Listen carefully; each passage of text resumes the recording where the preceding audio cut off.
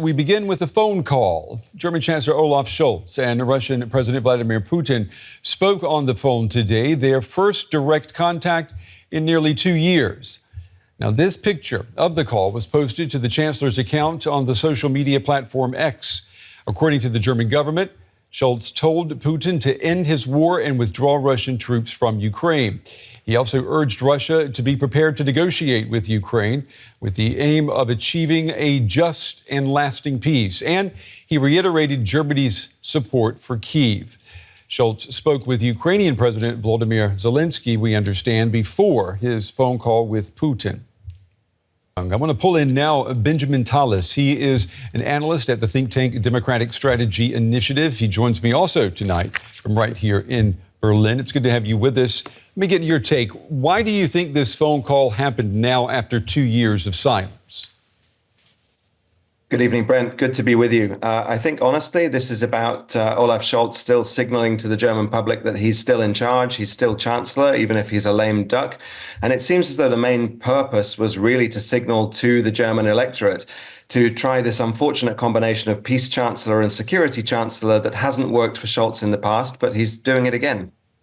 Yeah, and we hear when it's campaign time, be it here in Germany or in the United States, that foreign policy does not win an election for you. So why do you think this would be so important for Scholz at this time?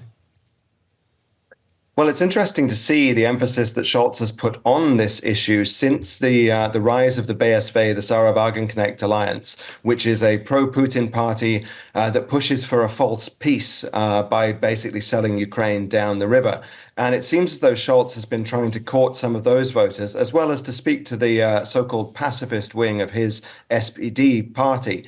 And that seems to be the main target here, as well as, again, to show that he's still there. What about Vladimir Putin? Why was this phone call in his interests? Well, it's a little bit of a propaganda gift for Putin because he will get nothing substantial out of this because Scholz isn't in the position to offer it.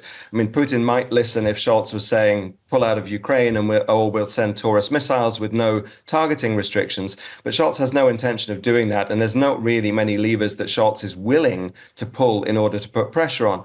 But what it does do is give Putin the image to the world that he's talking to world leaders, trying to find peace. A false peace it would be.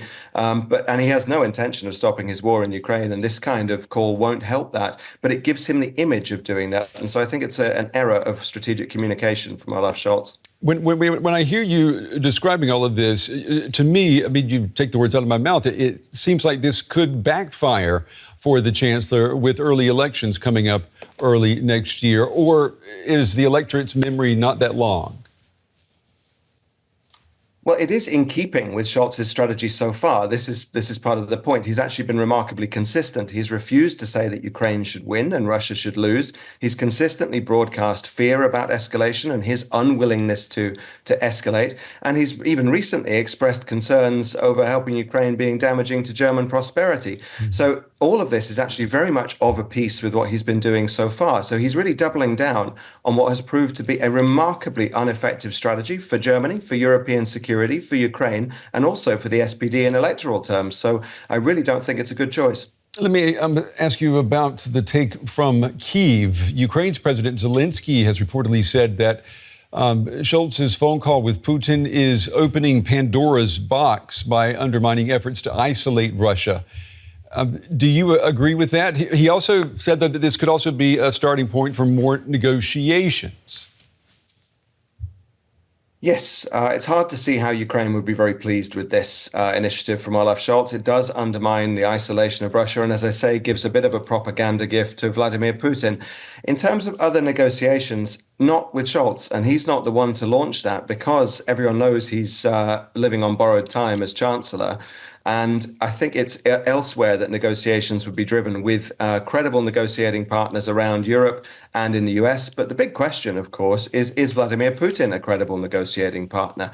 And unless there's the kind of settlement that certain countries in Europe have indicated they would back, with Ukraine getting NATO membership and regaining its territory, then it's hard to see what would actually stop Putin from having another go in future. So I don't think it helps European security. And actually, I don't think it helps Olaf Scholz. Benjamin Tallis with the Democratic Strategy Initiative. We appreciate your analysis and your time on this Friday. Thank you. All right, let's go now to our political correspondent, Simon Young. He's in Berlin following this. Simon, what more do we know about this Friday phone call between Scholz and Putin?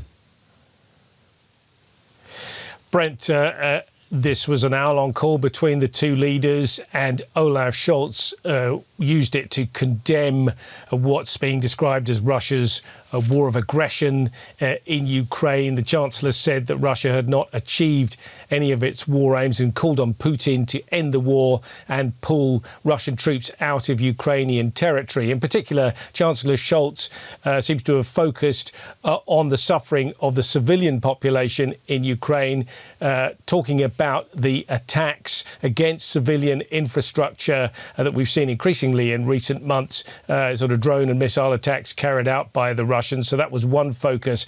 Another thing that the Chancellor apparently mentioned was the presence of North Korean troops now on the ground in this conflict, fighting on behalf of the Russians. Olaf Scholz said that was a serious escalation. And Scholz went on to say, again, that Germany has what is just being described as unbreakable resolve to stand with Ukraine for as long as it takes and support Kiev. Now, the two leaders agreed to remain in contact, but of course Scholz also saying that he will continue to talk with President Zelensky of Ukraine, but also with the other allies in NATO and the European Union.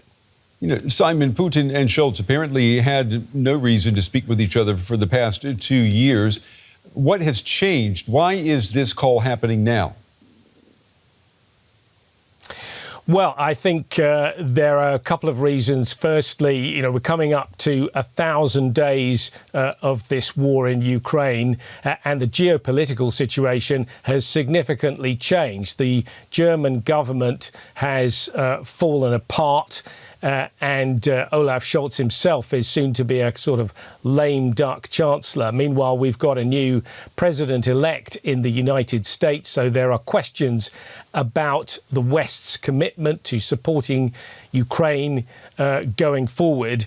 And I suppose that Scholz sees a sort of possibility or wanted to make one last effort, if you like, to put forward the possibility of ending this war and bringing it to a solution.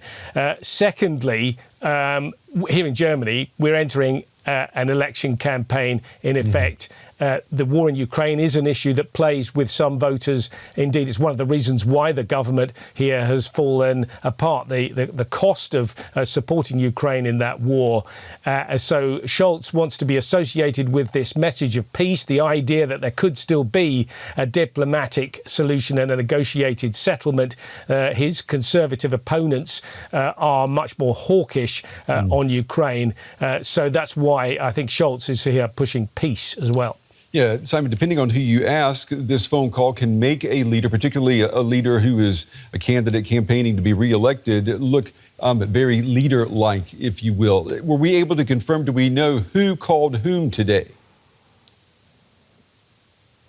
Well, I don't think that's been specifically confirmed, but it's pretty clear that Olaf Scholz and his team have been preparing this call for some time. The Chancellor was talking about it and the delicate way of setting it up in an interview just a few days ago. He also spoke with President Zelensky in advance to discuss it. And incidentally, we've heard from Kiev that Zelensky cautioned him against doing it, saying that it would reduce the isolation of Putin. There's also, incidentally, been reaction from Moscow as well. The Kremlin saying, they were pleased that this discussion had taken place, a detailed discussion as they described it, although they underlined again that there are many differences on how to end the conflict between Moscow and Berlin.